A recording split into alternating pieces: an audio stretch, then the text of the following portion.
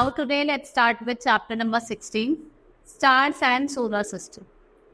In this chapter we will study about star and the solar system because life is not possible on all planets. सारे planet पे life possible नहीं है. That is अर्थ ही ऐसा planet है जहाँ पे life possible है और जो अर्थ है वो revolve करता है around the sun and moon revolves around the earth. In this chapter we will study about the planets और हम कुछ celestial bodies के बारे में पढ़ेंगे. Moon phases. The moon appears to be brightest of all other celestial objects except the sun. Full moon day, we can see whole disk of sun, and therefore every day the shape होती है वो of the bright part of the moon appear और वो क्या करते हैं gradually size में change होती रहती है.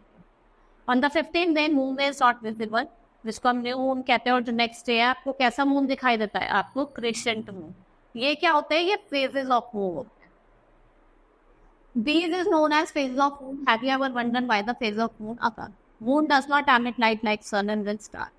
We see the moon because sunlight falling on it gets reflected. हम क्यों कैसे देख पाते हैं मून को? जब सनलाइट क्या करते हैं अपनी लाइट को रिफ्लेक्ट करती है. Therefore, we see only the part of moon which is lighted by the sun and its towards. Moon, as we know, revolve around the earth and it also around the sun along with the earth. Relative position जो होती है अर्थ की moon की वो change करती रहती है. ठीक है, वो क्या करते रहते हैं? टाइम टू टाइम चेंज करते रहते हैं. रियरली जो हाफ ऑफ द मून है वो आपको हमेशा इल्यूमिनेटेड दिखेगा, but on the following days आप देखते हैं कि कभी कभी न्यू मून होता है जब illuminated part of the moon क्या होता है? विजिबल होता है. किस फॉर्म में? Crescent shape. ठीक है. The moon completes one revolution of the earth in 7.3 days, but it's meanwhile the earth moves ahead it's own. Earth moon appears to complete one revolution between one new moon day and next in 29.5 days. Lunar calendar को prepare करता था इसी basis पे. The moon surface dusty है और बैरन है.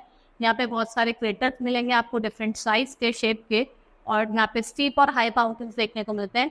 यहाँ पे कोई एटमॉस्फेयर नहीं है, ना ही कोई एयर है, ना कोई वाटर. अब हम बात करते हैं स्टार्स की. स्टार्स क्या है? देयर सेलेस्टियल बॉडी जो कंटिन्यूसली लाइट और हीट को एमिट करता है. सन क्या है? स्टार है. ये अपीयर होता है as large to another star because it is nearer to the earth.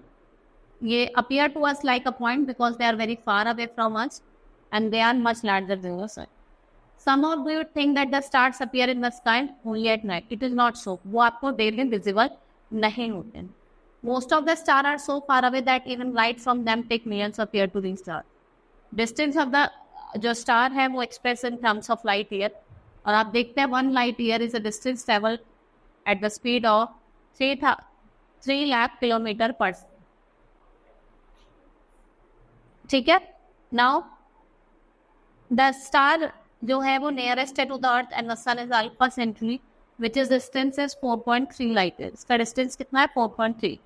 The stars appear to move from east to west. This is because the earth rotates from west to east during imaginary axis जो pass करता है centre से.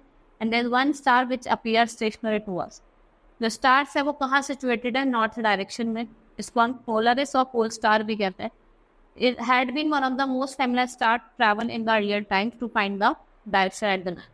और group of stars को हम क्या कहते हैं? कॉन्स्टेलेशन कहते हैं.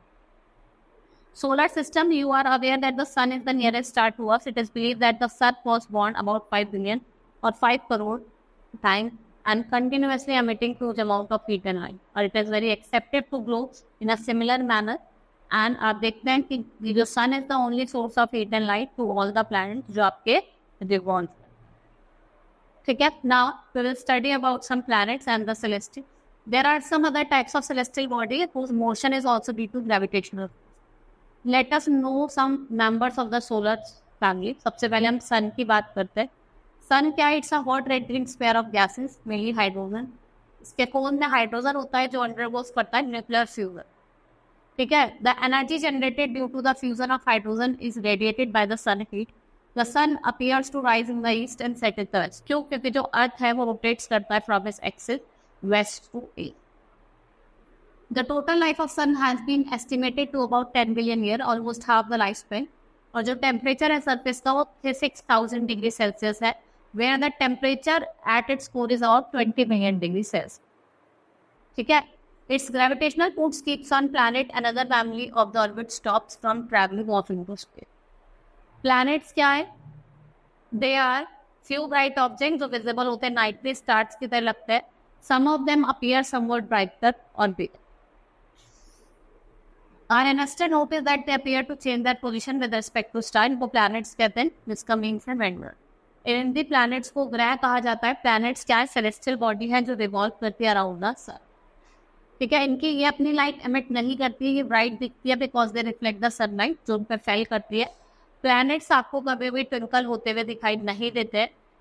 सम of the planets are known from ancient astronomer. इनका नाम था, इन्होंने प्लैनेट को नेम करा. मरकरी को बुध, वीनस को शुक्र, अर्थ को पृथ्वी, मार्स को मंगल, जुपिटर को बृहस्पति, सैटर्न को शनि. और ये इस प्लैनेट को हम नेकेड आइट से क्या कर सकते हैं? आइडेंटिफाई कर सकते हैं.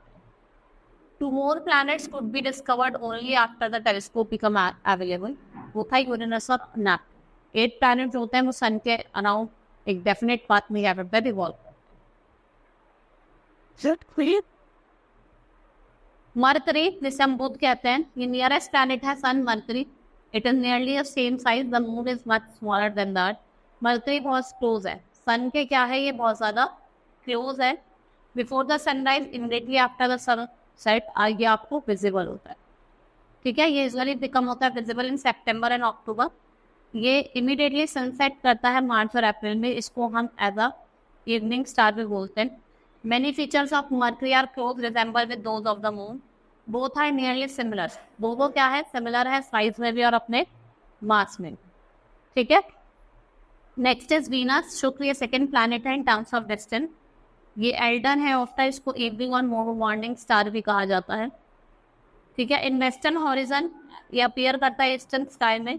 It is not visible throughout the year as it is closer to the sun. Venus appear to be the brightest of all celestial body including all planets, moon, star. ठीक है, ये reflect करता है almost 3 part of the sunlight and the mass of Venus is nearly 4 times that of earth. Well both are nearly of same size. Venus का अपना moon नहीं होता. ठीक है, they do not have their own. Next is earth. Earth क्या है? Third planet है. इसका साइज, शेप, स्ट्रक्चर आपने देखा. इसके नेचुरल सैटेलाइट मून है. ये ओनली ऐसा प्लैनेट है जहाँ पे लाइफ पॉसिबल है. यहाँ पे स्पेशल कंडीशन, यहाँ पे एयर, एटमॉस्फेयर सब कुछ है. The axis of the rotation of the earth is slightly tilted and the day and night of the earth occurs in rotation. ये रिवॉल्व करते हैं around the sun in its orbit. The change of season on the Earth takes place due to tilting of the axis rotation, change in its position. Adjoining figure shows that tilting of the axis of the rotation of the Earth was always same direction. वो हमेशा same होती है. ठीक है, जो northern hemisphere है वो tilted है टुवर्ड द सन और वो एक्सपीरियंस करता है समर.